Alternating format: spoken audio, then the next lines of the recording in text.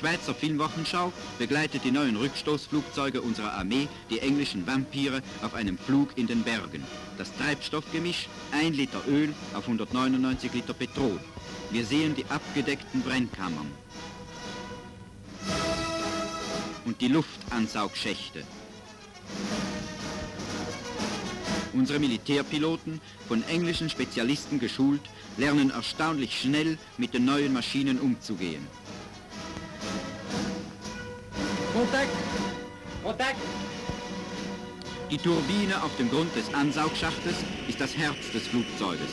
Die eingesaugte Luft wird stark komprimiert.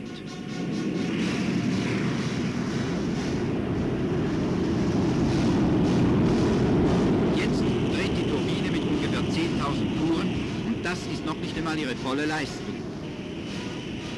Wir verfolgen den Start von 2 Vampirflugzeugen in Sitten an Bord einer C-36.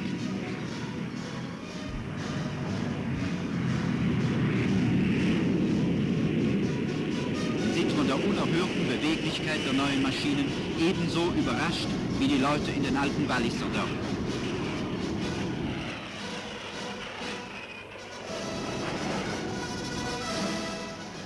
Mit 950 Stundenkilometern gewinnen sie den Talboden. Ein Apparat wird landen, der andere beweist seine außerordentliche Steigfähigkeit. Der Flug über die 4000er des Wallis ist für den Vampir wie ein fantastisches Spiel. Wir folgen ihm und blicken dem ernsten Matterhorn unmittelbar ins Angesicht. Noch fliegt der Vampir langsam, damit wir ihn filmen können.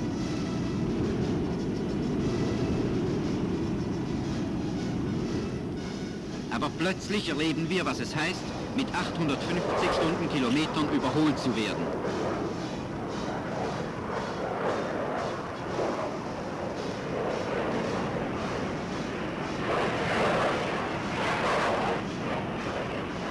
Diese Aufnahmen zeigen, dass der Vampir, beweglicher als der noch schnellere Gloster Meteor, sich in hervorragender Weise für unser Gelände eignet.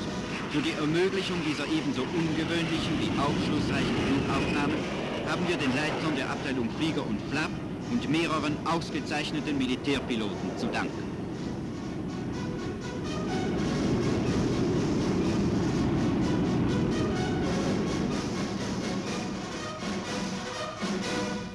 Fliegermeisternden Maschinen vertraut gemacht.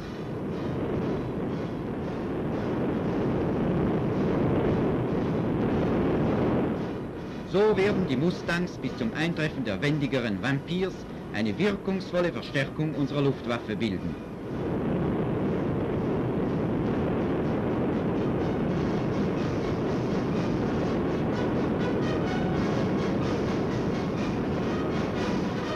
Conseillers fédéraux et membres de la Commission de défense nationale sont placés devant un choix. Faut-il acheter le Mirage, célèbre chasseur monoplace français aussi bien fait pour l'attaque que pour la protection de l'infanterie, ou bien le Draken suédois dont les possibilités tactiques sont presque identiques? Les conseillers fédéraux suivent attentivement le départ du Draken, dont une version plus faible avait déjà été essayée par notre armée.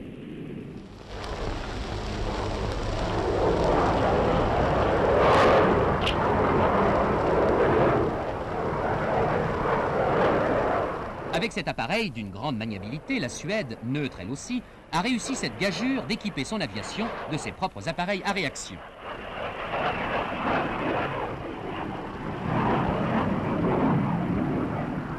Comme tous les avions du même genre, le Draken atterrit sur une courte distance grâce à un parachute de freinage. La France, pionnier de l'aviation, peut s'enorgueillir du Mirage.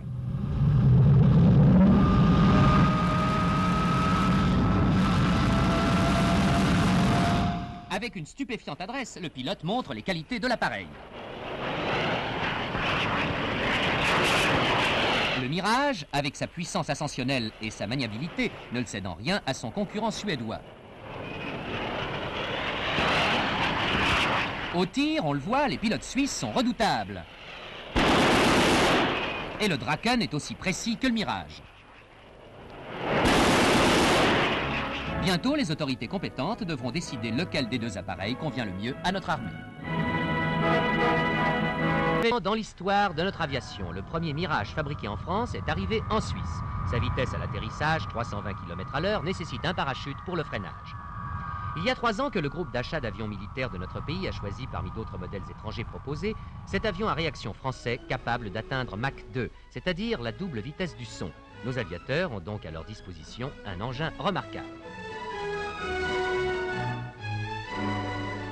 Même si des crédits supplémentaires vont devoir être demandés aux députés pour acquérir les 100 appareils commandés, M. Paul Chaudet a néanmoins un souci de moins. Pour lui, ces avions ne sont plus des mirages. L'entraînement des premiers pilotes du Mirage de notre aviation militaire a commencé l'été dernier. Les élèves se familiarisent avec le système électronique à l'école de Payerne. Notre aviation dispose de pilotes qui ont déjà à leur actif 600 à 800 heures de vol sur Venom ou Hunter et qui peuvent s'adapter à ce nouvel appareil. Du reste, pour ce service volontaire, on a enregistré 5 fois plus de candidatures que nécessaire. De toute façon, il est indispensable d'employer des pilotes professionnels dans les escadrilles de combat. Durée de la formation, 17 semaines.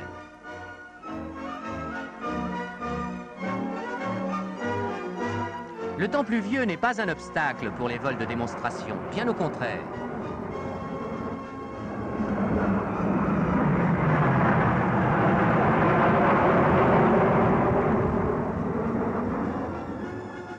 « 60 pilotes seront formés d'ici à fin 1969 pour les 3 escadrilles de Mirage, conformément aux vœux du Parlement. »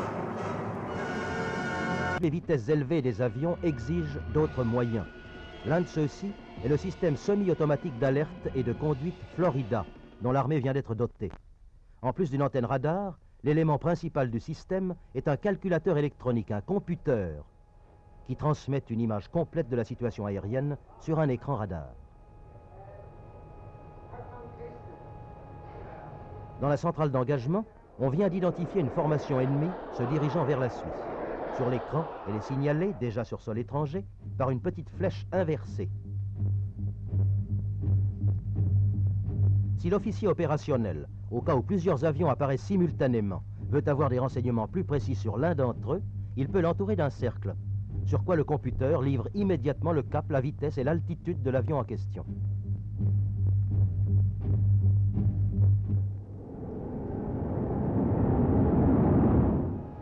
Le système ne sert pas seulement à l'interception des avions ennemis. Dans la centrale d'engagement, les officiers d'alerte, connaissant la situation aérienne, ont pour mission d'alerter la population civile.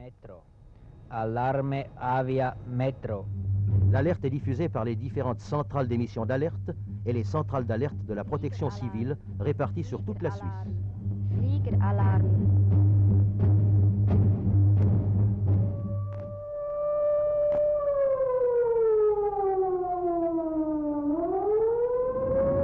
Afin d'intercepter à temps les appareils ennemis, nos avions décollent sans attendre et recevront en l'air l'ordre d'intervention.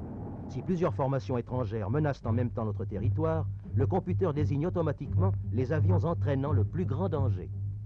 Après avoir évalué les chances de réussite, l'officier responsable de l'engagement des moyens désigne, en appuyant sur un bouton, l'avion le plus dangereux au chef de l'engagement chasse, afin que celui-ci dirige l'interception.